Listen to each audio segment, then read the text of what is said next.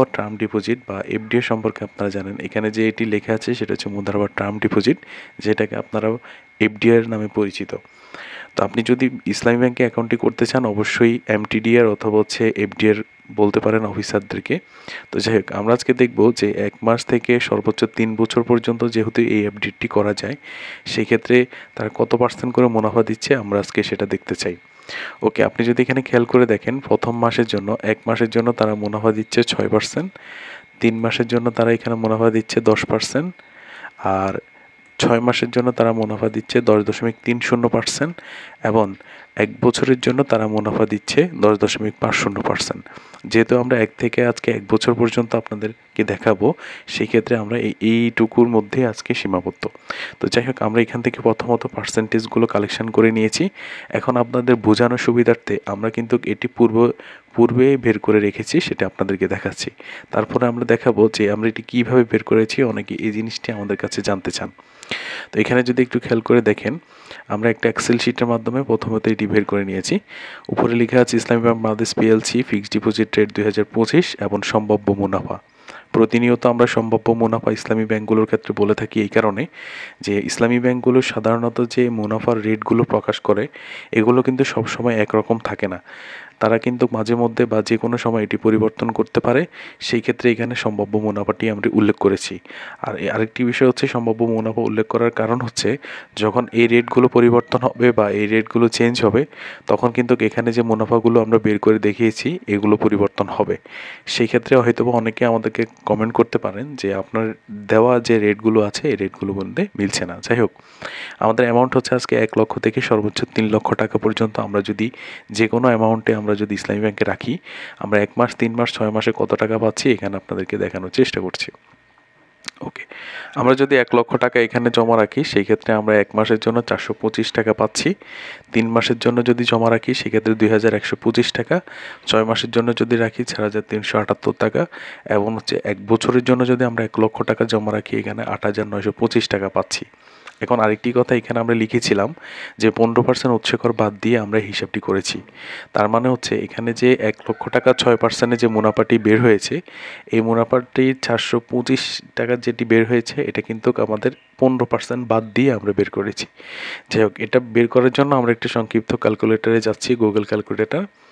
এখানে যদি এসে দেখি আমরা 1 লক্ষ টাকা হচ্ছে আমাদের অ্যামাউন্ট, এখানে আমরা 1 লক্ষ টাকা দিয়েছি, আমরা ইনটু দিয়ে 6% মুনাফাটি যদি বের করি, এখন এখানে যে 6,000 টাকা বের হয়েছে এটা কিন্তু 1 বছরের মুনাফা। অনেকে এই হিসেবটি করছেন 1 লক্ষ টাকা 6%-এ 6,000 টাকা। তাহলে আমরা এখানে 425 টাকা কীভাবে বের করেছি, সেটা হচ্ছে 1 লক্ষ টাকা 1 বছরে, যেহেতু এটা আমার বাৎসরিক মুনাফা সেই ক্ষেত্রে এখানে আমরা বাৎসরিক মুনাফাটি হিসাব করতে হবে। তো 1 লক্ষ টাকা আমাদের 1 বছরের মুনাফা হচ্ছে 6,000 টাকা। এখন এই 6,000 টাকাকে যদি আমরা 1 মাসে বের করতে হয় সেক্ষেত্রে আমাদেরকে ভাগ দিয়ে 12 দিতে হবে। তাহলে আমরা এখানে যেটি পাচ্ছি সেটা হচ্ছে 1 বছরের মুনাফা।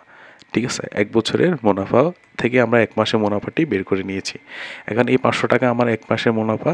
এখন আমরা বলেছিলাম যে এখানে আমরা 15% বাদ দিয়ে হিসাবটি করেছি।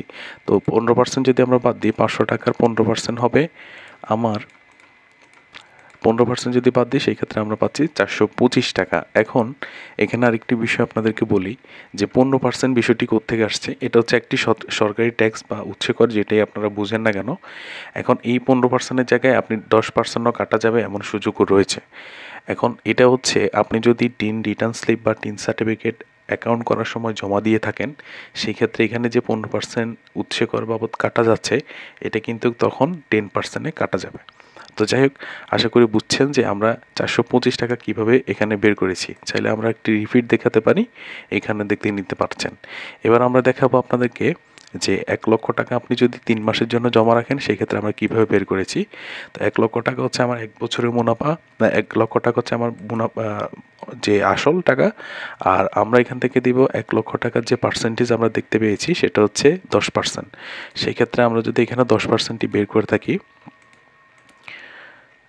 সমান সমান, তাহলে 1 লক্ষ টাকার 10% মুনাফায় হচ্ছে 1 বছরের মুনাফা আমার 10,000 টাকা আসে। এখন এই 10,000-কে আমরা প্রথমত 12 দিয়ে ভাগ করে প্রতি মাসের হিসাবটি বের করে নিচ্ছি। এখানে 833 টাকা হচ্ছে আমার 1 মাসের মুনাফা। যেহেতু আমরা 3 মাসের হিসাবটি করছি সেক্ষেত্রে 1 মাসের সাথে আমরা 3 গুণ দেব।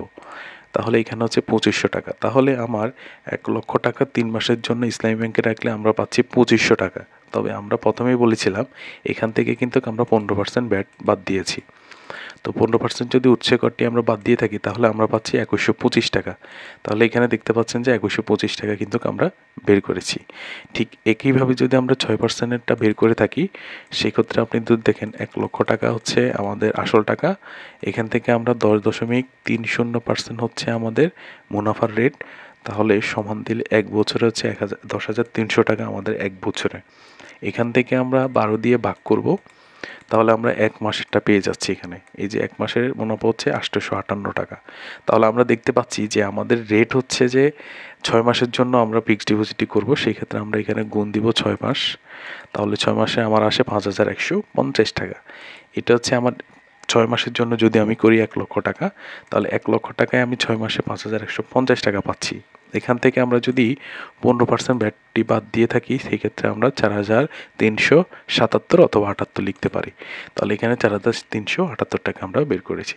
তো আশা করি ক্যালকুলেটর অপশনটি আপনারা বুঝতে পেরেছেন ক্যালকুলেশনটি আমরা কীভাবে করেছি। ঠিক একইভাবে সেম 2 লক্ষ এবং 3 লক্ষ টাকাটাও বের করে রেখেছি। তো এবার হচ্ছে 2 লক্ষ টাকা আপনি যদি 850 টাকা 1 মাসে 2 লক্ষ টাকা আপনি যদি 1 মাসের জন্য রাখেন সেক্ষেত্রে 850 টাকা 1 মাসে পাচ্ছেন।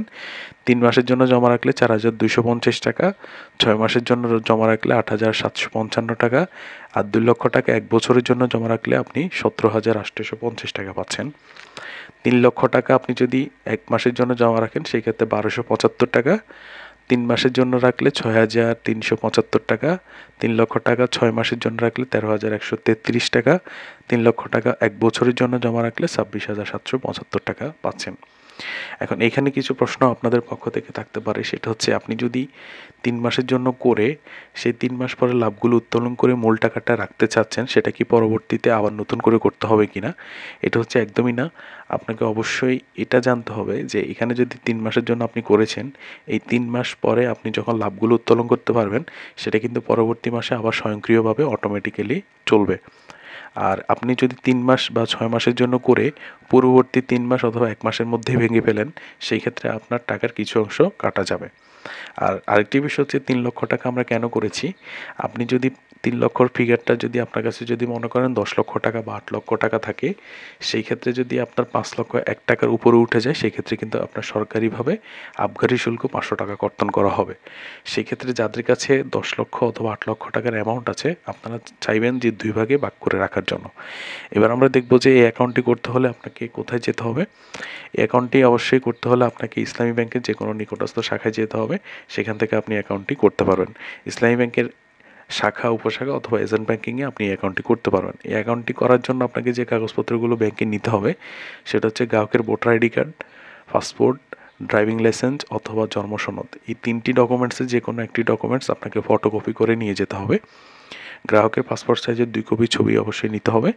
নমিনি যাকে দিবেন গ্রাহক অবশ্যই একজনকে নমিনি দিতে হবে। সেই নমিনির voter ID card, passport, driving license অথবা জন্ম নিবন্ধন আপনাকে নিয়ে যেতে হবে। নমিনির পাসপোর্ট সাইজের 1 কপি অবশ্যই ছবি নিয়ে যেতে হবে। জন্ম নিবন্ধনের ক্ষেত্রে বিষয়টি একটু ক্রিটিক্যাল, সেটা হচ্ছে জন্ম নিবন্ধন যদি আপনি জমা দেন সেক্ষেত্রে জন্ম নিবন্ধনটিকে অবশ্যই সত্যায়িত করতে হবে। যারা ইউনিয়ন পরিষদের ভিতরে আছেন তারা ইউনিয়ন পরিষদের চেয়ারম্যান দ্বারা, অথবা যারা ইউনিয়ন পরিষদের বাইরে আছেন পৌরসভার ভিতরে আছেন তারা কিন্তু পৌর মেয়র দ্বারা এটা অথবা কাউন্সিলর দ্বারা এটাকে সত্যায়িত করে নিতে হবে।